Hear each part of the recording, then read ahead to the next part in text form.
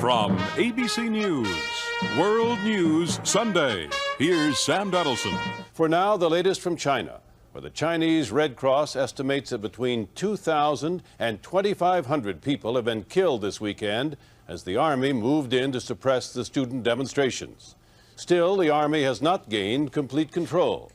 Gary Shepard reports on this weekend's bloody action in Beijing.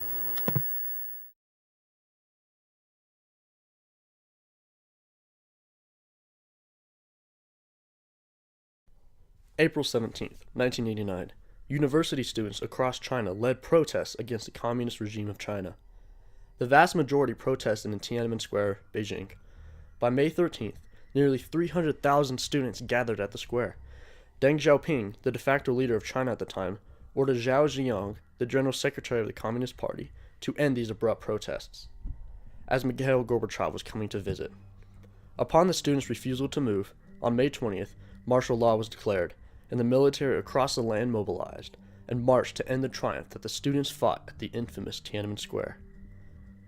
The tragic massacre at Tiananmen Square in 1989 led to a global push against communism and pushed China to the forefront of the economic and social sphere, inciting the triumph of economic prowess through the establishment of capitalism, as well as securing and strengthening the rights of the Chinese populace, a triumph in itself.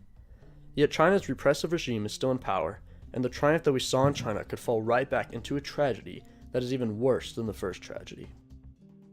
In an unprecedented development, members of the Chinese Army's supply department joined the protest, the first time any section of the security forces has endorsed the students' cause. The Chinese Revolution in the 1940s ended with the defeat of the government of the Republic of China, who fled to Taiwan, and the triumph of the People's Republic of China, commandeered by Mao Zedong. The government at the time was a Chinese communist rule, infecting the country with a disease that crippled the very fabric of China's social and economic structure. The Cultural Revolution was led by Mao, and upon his death in 1976, Deng Xiaoping emerged as a de facto leader, and led a program to reform the economy after Mao's dominion. Hu Yaobang was appointed as the General Secretary of the Communist Party in February of 1980, and Zhao Ziyang was appointed as the Premier of the People's Republic of China in September of the same year. These reforms were aimed to challenge the state and government's control upon the economy and increase private corporations. By 1981, 73% of farms had been decollectivized, poverty fell, and production increased exponentially.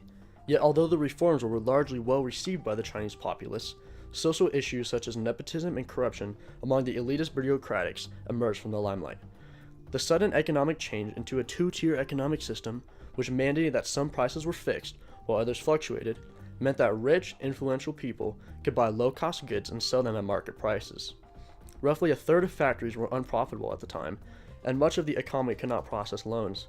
In 1988, Deng and his party at the Baihadi meeting transitioned to a market-based pricing system, triggering a surge of cash withdrawals all across China. The government quickly reverted back within 2 weeks, yet the impact was much more pronounced.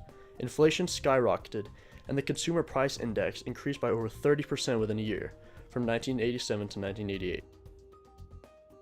Feng Lezhi, an astrophysics professor from Princeton University, began a tour around China speaking about liberty, human rights, and the separation of powers.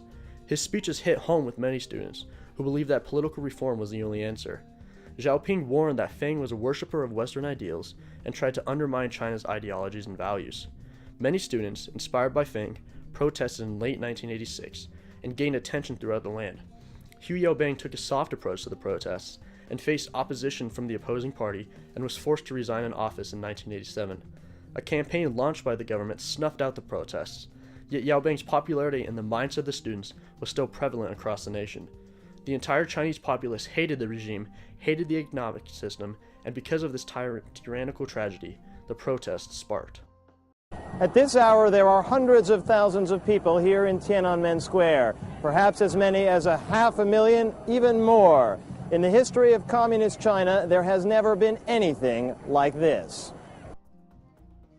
Tiananmen Square was a time of much sorrow for many people in China.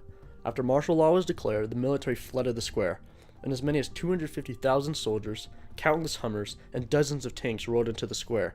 For weeks, the military put suppressive measures into the people in order to stop them in their cries. 3 leaders, including Beijing Mayor Shen Zhitong, finalized a military order that, although did not directly give a shoot-to-kill directive, the orders were to be any means necessary in order to suppress the students, which some units understood as lethal forces. With the military riding the new Type 59 armored tanks and Type 63 armored personal carriers, they wielded a new Type 56 assault rifle, meaning that the students did not stand a chance against the Chinese forces. Yet the students kept fighting. Many threw cement at the tanks and threw gasoline and matches on vehicles, setting them on fire and forcing occupants out, to be further swarmed by protesters. Chen Guang, who is a protester still alive as of 2019, remembers the Great Hall of the People being used as a makeshift hospital for those who were injured. On June 5th, the infamous Tank Man appeared in the media across the world. This man bravely stood in the front of a line of tanks, forcing them to stop. Upon his refusal to move, many think that he was run over by the tanks, but he was actually moved away by his friends from the tank convoy. Yet his photo was already taken, and he became the face and the symbol for Tiananmen Square, to which nearly everyone recognizes the Tank Man as a man with valor who stood in front of the Red Dragon. By the end of the protests, the square was in shambles. Following the protests, the Chinese military carried out mass arrests, and in 2014, the United States declassified files estimating around 10,454 deaths and over 40,000 injuries. The massacre, although did not lose its gravity, and the deaths continued to echo around the entire world.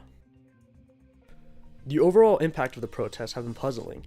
Instead of the end of authoritarianism, it is rather a strengthening of authoritarianism in China. Andrew J. Nathan categorizes this as resilient authoritarianism. The protests taught the regime that they need to improve their repressive nature, and the People's Armed Police strengthened their forces. With the introduction of the internet in the 1990s, they also established an effective internet police. Yet the regime also emphasized the importance of economic growth in order to keep the public opinion happy. Policies of economic reform were opened up and combined with successful management. The policy supported high levels of economic growth over the years. We see a more secure regime 20 years later after the protests, and a generally more content populace than before the protests.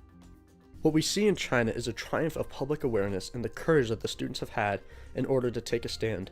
But because of political expediency after the protests, the crooked path robbed the name of revolution. The work done by social changes has granted freedom to the people, and economic capability has increased under the government. China has become an economic powerhouse since, being on par to the United States in terms of economic and trade capabilities. Yet what is actually happening is a growing hydra that is a threat to world peace, and the idea that China is on the right path is a stance of duality that depends on the world leaders today, who will determine whether China becomes the threat that Hu Ping so eloquently describes, or secure government that changes the world. The triumph we see in China spawned from the students' ability to change, and this triumph can very easily be forgotten and destroyed if the governments of the world do not take action. The world did not directly feel the impact that Tiananmen started, but instead it felt Tiananmen Square in more business and tourism enterprises.